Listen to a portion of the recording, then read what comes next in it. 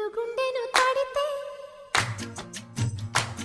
దాని చప్పుడు పేరు సంగీతం. తప్పున మల్లెలు పెడితే అది చప్పున రమ్మని సంకేతం. అదిరిపడిన పెదవికేంటి అర్థం? అడుగుతోంది ఎదురు చూసి అధర కాగితం నీ మధుర సంతకం. అధర కాగితం మధుర సంతకం.